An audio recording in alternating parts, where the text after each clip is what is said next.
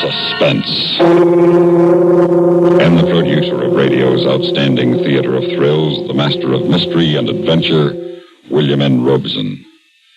Not many of us rob banks, or traffic with the supernatural, or commit murder, or indulge in the other forms of mayhem and madness of which our suspense plays are concocted.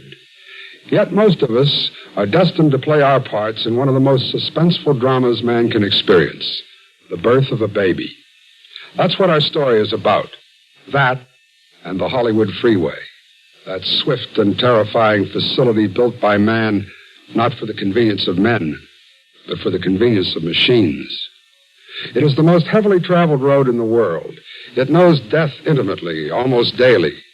And joined in this writhing, lethal mésalliance, it is a blind and callous stranger to life.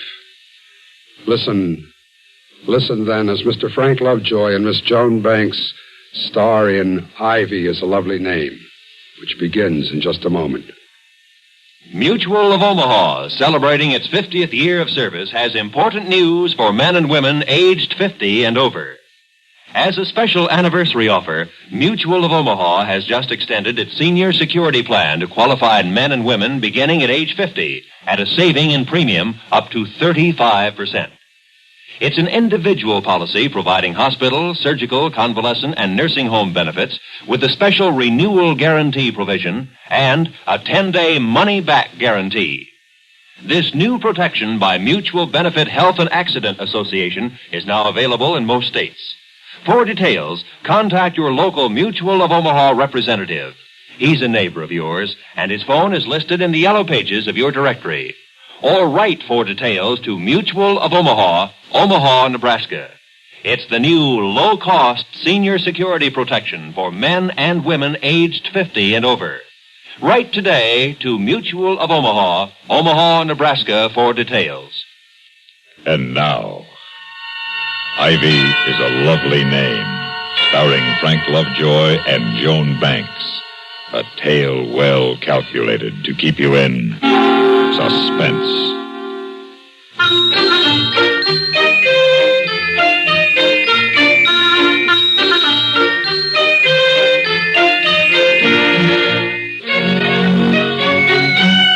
It wasn't as though this was our first baby. Bobby was 8, going on 9. It was just that Linda was out of practice, and it made her jumpy. We'd planned this thing like Eisenhower planned the Normandy landings. And yet, every hour on the hour, Linda wanted to run down the checklist. I know it's silly, Tom, but is the car full of gas? To the top. And you called Marion about coming over to stay with Bobby? Yesterday, the day before yesterday, and also today twice. It's a wonder your sister answers the phone at all. Did you call Dr. King today? Yeah, I called him, and I told him he felt fine. Well, you told him I thought I might have to... Yeah, I told him your built-in calculating machine said tonight was the night, and he said not to knock it. Mothers-to-be usually had, inside information on such things. Oh, please, no jokes. Well, he gave me the phone number where I could reach him if he wasn't home or at the office. Tom, I'm sorry I'm such a nag about this, but I just don't want anything to go wrong. Oh, honey. I keep reading about people running out of gas on the way to the hospital or losing their way or getting there and not being able to find the doctor. Yeah, I know. I just figure I couldn't take it if something like that happened to me. I guess I'm not much of a mother. Look, you're a wonderful mother. You've done a magnificent job with Bobby, and you'll do okay with this new one. Say, where is Bobby? Oh, if we have to leave in a hurry, I don't want to have to start looking all over the neighborhood for him. Well, he's out in the backyard. He isn't climbing the ivy to the garage roof again, is he? Tom, I have asked him not to play in the ivy 100 times. He says, okay, Mom, and goes right on doing it. Well, I think you ought to speak to him. I mean, you're his father. Oh, now, Linda, listen to me. Bobby's an 8-year-old boy. He's a healthy, normal boy with an urge to climb that every kid has had since boys were invented. That ivy on the garage is as strong and safe as a rope ladder. He's not going to hurt himself. He could fall and kill himself. He could fall. He'd probably bounce right back up again. Tom, I want you to go call him in, and I want you to tell him not to climb that ivy anymore. Well, I mean it. Okay, baby. I'll call him. Looks like rain anyway. Hey, I just had a great thought. If the new one's a girl, maybe you should name it Ivy. Yeah, Ivy Peterson. That's a pretty name. That's a horrible name, and I don't think you're funny. I don't think you're funny at all. Oh, baby, come on now. I was only kidding. All right, I'll go out and get Bobby. Bob! Bobby? Hi, Pop. Where are you? Up here on the garage. Oh, well, come on down. You're not supposed to play on the garage roof. Okay, watch. I'll show you how I can slide down the ivy. Yeah, okay. You better hurry up. It's starting to rain. I can do it in the rain, Pop. I've done it. Watch. Now, take it easy now. Your mom doesn't like you climbing things. Watch. I can climb right down like a ladder. Oh. See? I'm down. How's that, Pop? Oh, that's great, son. But only your mom doesn't want you to do it. You might lose your grip and fall. You'd get very badly hurt. Now, you wouldn't want that, would you? Well, I fell lots of times and I didn't even hurt myself at all. I can climb easy. Yeah, I know. Well, now, but before we go in, I want you to listen very carefully. I don't want you to mention the ivy or the garage to your mother. Okay. No, I'm serious about this. Your mom is a little, well, she's not exactly herself. She's nervous. She worries about little things because, She's going to have a baby, isn't that right, Pop? Yeah, that's right, son. I couldn't have put it better myself. I sure hope it's not a girl. Oh, what's wrong with girls? Oh, they cry all the time. They dress in dresses. They can't climb or anything. Well, your mother wants a girl, and I'd kind of like one myself. You're enough boy for one family. Now, come on in the house. It's really beginning to rain. Tom. Yeah, we're here, Linda. Tom, please hurry. What is it, baby? Tom, I think you better call Dr. King. I think it's time to go. Oh, okay. Okay, I'll call him right now. Look, Bobby, you can help. Go in your mother's room, get her overnight bag. It's at the foot of the bed. Okay, Pop. You'd better call Marion. Yeah, now, take it easy, sweetie. I'll call her first. I got to call the doc. Then I'll call your sister. Let me see. It's almost dark. If we can get out of here, say, in 15 minutes, we should get to the hospital by time. Hello. Dr. King there. Oh, it's you, Doc. This is Tom Peterson. Linda, my wife. Yeah, Linda. Yeah. Oh, she's fine. But she's going to have the baby, and... Yeah, well, she thinks we better go pretty soon, Doc. She says... Tell him now, Tom. Please tell him now. She says now, Doc. Yeah, I know. Okay. Yeah, I'll drive her over there as soon as we can get away, and you'll be there? Okay, and thanks, Doc. Thanks a lot. Did he say he'd go right over to the hospital? Oh, yeah, that's right, baby. He'll be there. Now, all I got to do is get your sister Marion over here, and we can go. You get Marion on the phone, and that's the first hitch.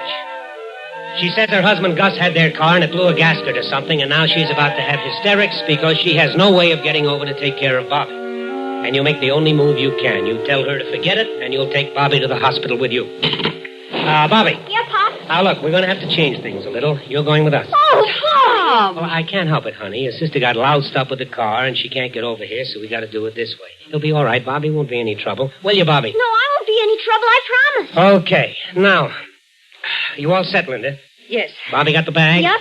Car's out front? Yeah. I could do without this rain, but you can't have everything. Tom, let's go. Oh, yeah, okay, we're off. And don't worry, baby. Plenty of time. I know the way to the hospital like a book. Just take it easy and relax, and don't worry, okay? Let's go.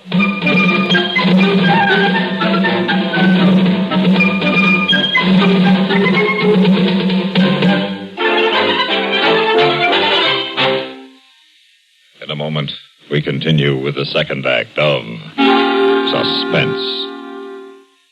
The following message is from American Telephone and Telegraph. So long. Have a nice trip. Don't forget to phone. Getting away at last. It's a great feeling, isn't it? Looking forward to a carefree weekend or vacation. Especially if you've planned ahead by long distance. Now, let's see. You did phone about the cabin. Right. What about the Johnsons? I called them, too. They're expecting us. Oh, good. Well, I guess that takes care of everything. Yes, a little vacation planning ahead of time by long distance does a lot toward making a holiday carefree and fun. Right now is a good time to call while long distance rates are lowest. Remember, whenever, wherever you go this summer, go first by long distance. And now, starring Frank Lovejoy and Joan Banks, Act 2 of Ivy is a Lovely Name.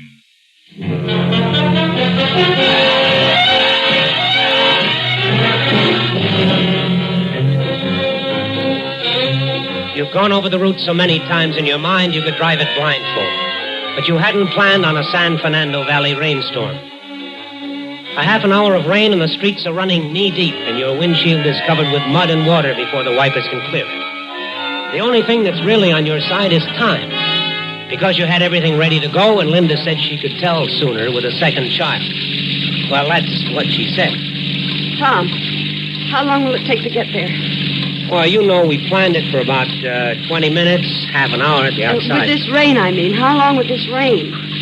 I don't know, honey. Maybe a few minutes longer than we planned. Not much. Oh, Please, Pop, that car went through a puddle and it splashed us. puddle. More like a lake. Won't be like this when we get on the freeway. Water doesn't stand on the road there. Do you think we should take the freeway with the storm? Well, you want me to drive through these lakes all the way to the hospital? Look, we get off this street in about 3 blocks and we get up on the freeway. From there on in, it's easy sailing. They drive pretty fast on the freeway. Oh, holy mackerel, honey. Will you relax? I drive the freeway to work every day of my life. I know it like a book. We'll get there on time. Now relax. You make the turn off Laurel Canyon Boulevard and climb the long ramp, and you're on the freeway.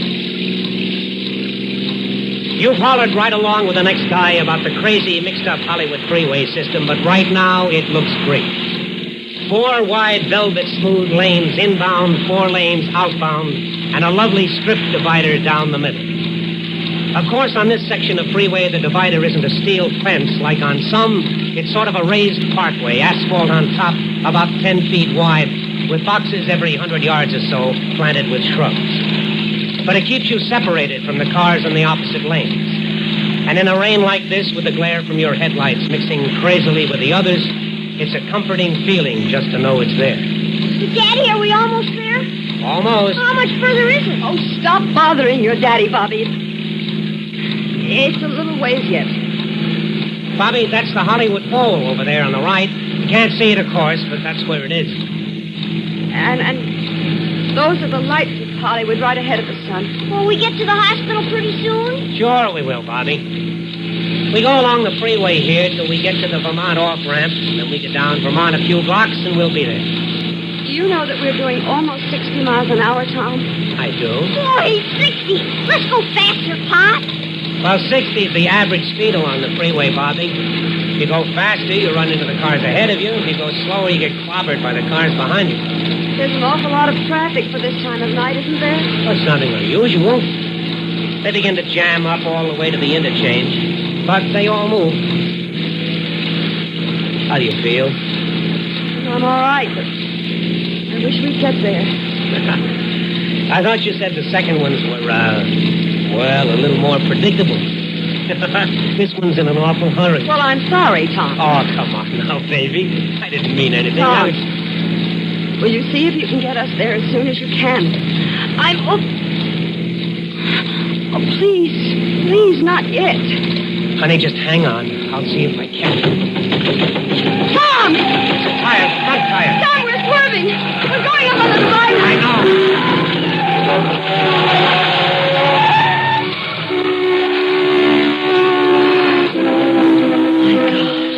You all right, baby? Yes. Bobby? I'm okay, Pop. Why'd you drive up here, Pop? The tire blew out. Oh, we're lucky. No one hit us. We didn't go across the divider into a car coming the other way. We're okay. Tom, I can't stay here very long. Take it easy, Linda. Hold on. I'll get out and flag down a car and get them to take us to the hospital. Now, you just sit tight. I'll get you there, okay?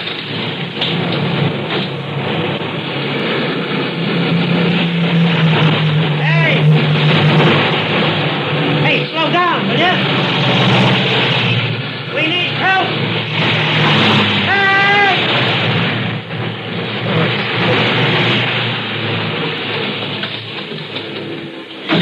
They won't stop, honey. Or rather, they can't stop. Everybody's going too fast to stop. What are we going to do? Well, I want you and Bobby to stay right here. I can't get across those 4 lanes of traffic. I'd never make it. I'll walk down along the divider to the next overhead street crossing. Can you get off the divider there? Well, of course you can. They gotta have some steps up the inside of the big cement post or a steel ladder up the outside. Tom. They probably even have a phone at the base there in a box or something. After all, nobody built a freeway with a divider stripped down the middle of it with no way off. They'd be completely crazy. Can I go with you, Dad? No, I want you to stay here with your mom. I'll be back before you know it. It can't be too far. Please hurry, Tom. And be careful, please. Oh, don't worry, baby. I'll be back in a jiffy. You mean to walk ahead to the next overhead. But then you remember that you passed one back about a quarter of a mile, so you walk back along the divider instead. You walk and you begin to fight a crazy urge. It's like the feeling you had when you were a kid and you used to walk along the railroad tracks as if you were balancing on a narrow tightrope. And you were going to fall off, step off into space. And then, after what seems like an hour, you're at the overhead crossing. You look at the cement pillar rising 60 feet above you to the road bottom, with the decorative vines climbing thinly up the wet cement. And you look for the stairs or the ladder or the phone. And there are no stairs, there is no ladder, and there is no phone. There's just you and the raised divider you're standing on. And the cement pillar and the jigsaw of splashing headlights hurtling by you on both sides, not seeing you, not doing anything about it if they do see. And you've never felt so alone in your life. You've never felt so trapped. You've never been so scared.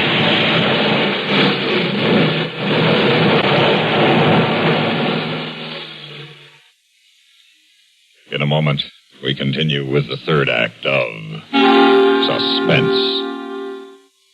Remember the terrible forest fires that threatened whole communities along the Pacific coast last year?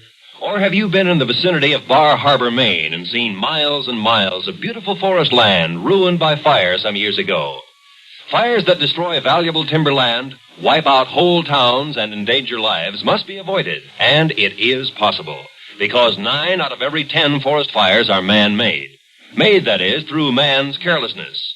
A match tossed away when it's not quite out. A lighted cigarette butt flicked out of the window of a passing car.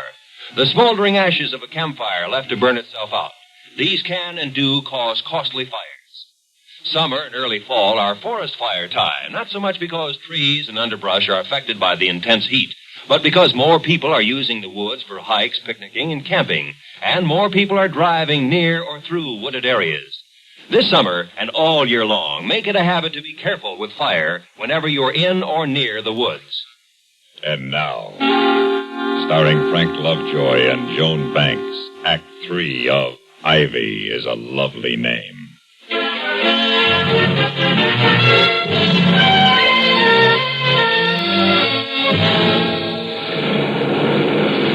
stand on the narrow concrete divider in the rain and you know you'll have to get off. You've got to get help for your wife and your son and the new life that's trying so hard to be born back in the car. Maybe if you time it right, you can get across the 4 lanes and make it up the bank of the street and get help. Maybe, if you watch closely and brake for it just right. Yes, that's got to be the trick. Get a brake and run for it. Now! You don't get 2 feet before they're on you. You make it back and that's all. Now you know you can't get to help that way. You hurry back through the rain a long quarter mile to the car. Hi, honey. Well? I didn't make it. I'm going to go the other way and see if there's a way up. It's the only thing that I can do. Where's Bobby? Why, he's with you. No. I left him with you. I told him to stay with you. But I let him go look for you. I thought I was going to have the baby, and I asked him to go get you. I thought... Well, he didn't get me. I came back to the car. He wasn't on the divider. Well, he has to be. He went the same way. What, back?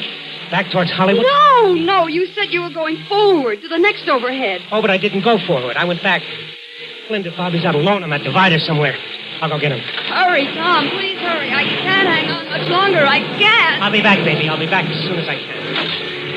Start off running now, running down that tiny strip of wet asphalt as though your life depended on it. And you know it isn't your life. It's Linda's and a little new one and Bobby's. An 8-year-old. He could get bewildered. He could get dizzy and step out into that traffic.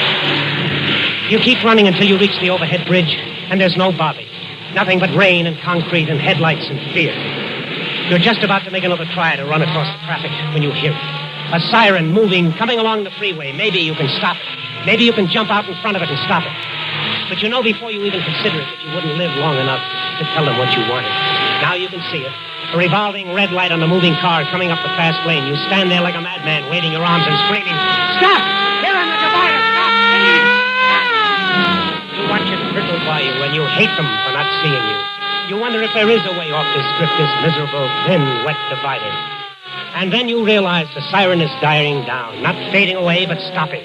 You look down the divider to see the revolving red light on the top of the police car, and it's stopping by your car. It's stopping. And then you run back towards the car, back towards Linda, and you run and you run and you run, and at last you're there. You're back at the car. There's a policeman with flares standing behind the police car. Inside the car, there are two policemen with Linda.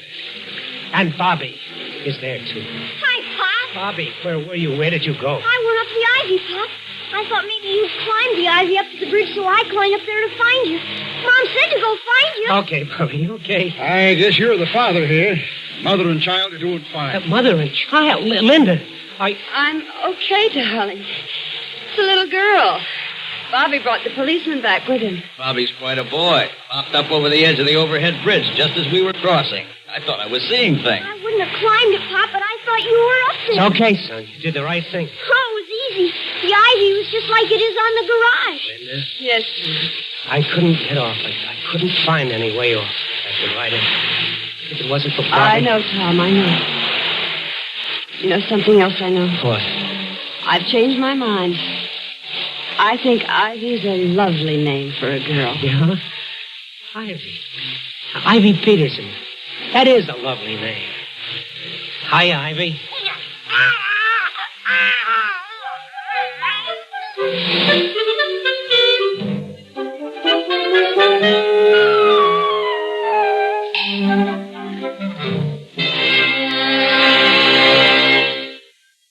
Suspense, in which Frank Lovejoy and Joan Banks starred in William N. Robeson's production of Ivy is a Lovely Name, written by Sam Pierce. In a moment, the names of tonight's supporting players and a word about next week's story of Suspense. Improved King-side tune-up, the tune-up in a can. Fill it up, sir? Yeah, regular's good. Say, that engine of yours sounds like real tired iron. Thanks. Improved King-side tune-up, the tune-up in a can. You got a valve sticking, too. What do you get to a gallon? Not much. Improved King-side tune-up, the tune-up in a can. Want a tune job? Haven't got time. You don't need time. How can a tune job not take time? Improved K-Site tune-up, mister. 1 can in your gasoline and 1 can in your oil will clean your motor, your carburetor, your plugs. The works. And K-Site tune-up will unstick those valves. Get you more power and smoother performance. Quicker starting, too. Okay, but how much? $1.25 a can. Results guaranteed or double your money back. Would you start her up, please? Still sounds lousy. I haven't added it yet. Improved K-Site tune-up, the tune-up in a can. Supporting Frank Lovejoy and Joan Banks in tonight's story were Dick Beals, Sam Pierce, and Jerry Hausner. Listen. Listen again next week when we return with Mr. Jack Carson starring in Analytical Hour. Another tale well calculated to keep you in suspense. The latest news follows, then Have Gun Will Travel on CBS Radio.